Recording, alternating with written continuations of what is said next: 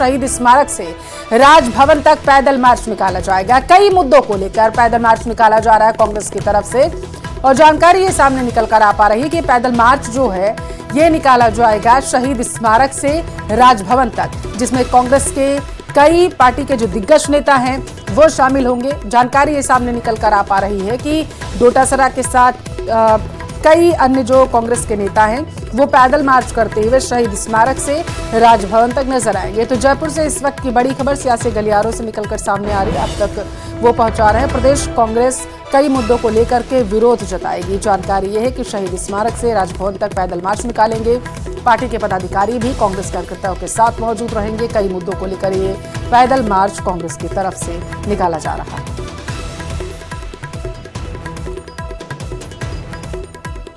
तो प्रदेश में कांग्रेस की तरफ से हल्ला बोला गया है। जानकारी यह है कि कई मुद्दों को लेकर के प्रदेश सरकार को घेरने की कोशिश यहां पर कांग्रेस करेगी, और बताया जा रहा है कि पैदल मार्च निकालने की तैयारी की जा रही है। ज्यादा जानकारी लेंगे, संवाददाता अरबाज हमारे साथ जुड़ चुके हैं लाइव। अरबाज, आप कहां पर मौजूद है बताइएगा, और ये जो पैदल मार्च निकाला जा रहा है कांग्रेस की तरफ से, इसको लेकर के क्या अभी अपडेट है? जी बिल्कुल, देखिए कि राजधानी जयपुर में कांग्रेस का बड़ा विरोध प्रदर्शन है। लंबे समय से संगठन को लेकर के चर्चाओं का दौर जारी था।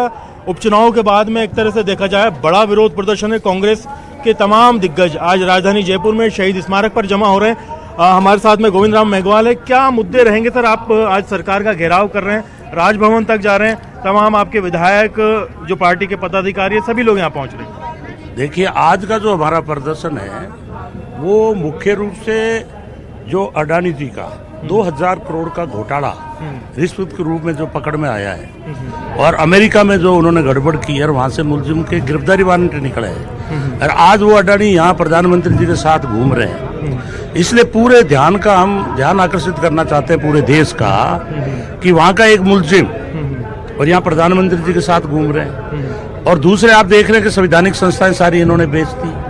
तीसरा, आज आपने देखा कि पार्लियामेंट के अंदर अमित शाह जी बोल रहे हैं अंबेडकर अंबेडकर अंबेडकर को आप रट रहे हो। इतना तो आप भगवान का नाम लेते तो आप 7 जन्म स्वर्ग में चले जाते।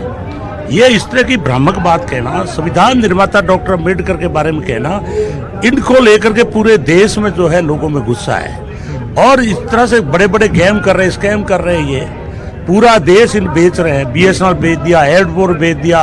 इनके जो बंदरगाह है अडानी जी के, रब्बानी जी के, उन पे जो है ड्रग्स मिल रही है, उस पे कोई जांच नहीं हो रही है। पुलवामा पर आज तक कोई जांच नहीं करेंगे। मणिपुर और हिंसा वगैरह को लेकर के भी आप आगे बढ़ेंगे। आप जानते हो कि मणिपुर में एक बिल्कुल असफल मुख्यमंत्री आज तक बैठा है। प्रधानमंत्री जी एक शब्द बोलने के लिए तैयार नहीं है। आपके गृह मंत्री एक शब्द बोलने के लिए तैयार नहीं है। और बंगाल की बात करते हैं, हम तो कह रहे हैं अगर वहां भी हिंदुओं पे अत्याचार हो रहा है तो आप क्यों नहीं हस्तक्षेप करते। लेकिन केंद्र सरकार बिल्कुल असफल है, हमारी प्रदेश की सरकार असफल है। जबरदस्त बेरोजगारी है, महिलाओं पे भयंकर अत्याचार हो रहे हैं, बलात्कार हो रहे हैं। अभी हमारे मूंगफली समर्थन मूल्य में मूंगफली है, ये खरीदी जा रही है बीकानेर के अंदर। आपके विधायक उनके साथ मिलकर के खाजूवाला में 10,000 से 20,000 तक की रिश्वत ले रहे हैं, और 5,000 मूंगफली। सभी मुद्दों को लेकर के घेराव, इन सब मुद्दों को लेकर हम घेराव कर रहे हैं राजभवन तक। हाँ, हमारे आदरणीय जो प्रदेश अध्यक्ष उनके नेतृत्व में हम घेराव करेंगे। और पूरा जो है हमें कुछ भी करना पड़े, चाहे जेल में जाना पड़े, आज पूरी तरह से टकराएंगे सामने।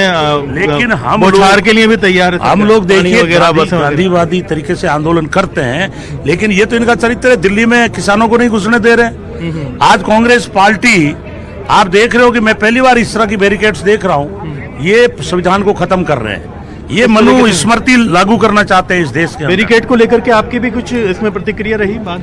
देखिए, कांग्रेस पार्टी ने हमेशा जो है गांधीवादी तरीके से शांतिपूर्वक आंदोलन किया है, और हमने लोकतंत्र मजबूत करते हुए इतनी स्पेस दी है कि जब हम सत्ता में रहे तो विपक्ष भी आंदोलन कर सके, अपनी बात कह सके। क्योंकि ये कांग्रेस की बात नहीं है, ये जनता की बात है। किसानों की, युवाओं की, महिलाओं की, छात्रों की, बेरोजगारों की, इनकी समस्याओं को लेकर के हम संघर्ष करते हैं। और आज तो सबसे बड़ा मुद्दा यह है कि जो देश को खोखला करने वाली दीमक है, जिस तरह से रिश्वत का खेल चला करके उद्योग हथियाए जा रहे हैं, ठेके हथियाए जा रहे हैं, सरकार में जो बैठा हुआ सत्ताधारी दल है उसको चंदा दे करके उद्योग लिए जा रहे हैं, तो उसके विरुद्ध आवाज जब संसद में नहीं उठने दी गई तो सड़क पे संघर्ष करना हमारा कर्तव्य है।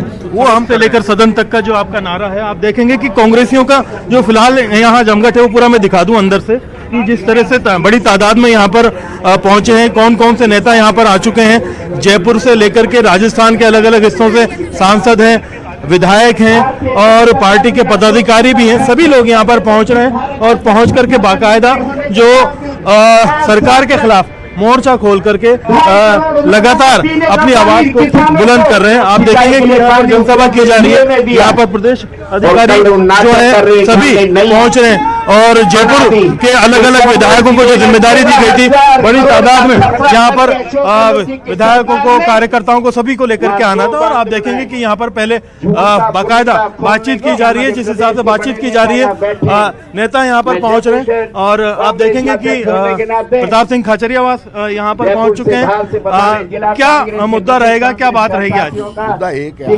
अंतर जो हालात है राजस्थान के, बीजेपी का 1 वर्ष का कार्यकाल फेल हो गया, बीजेपी की सरकार फेल हो गई।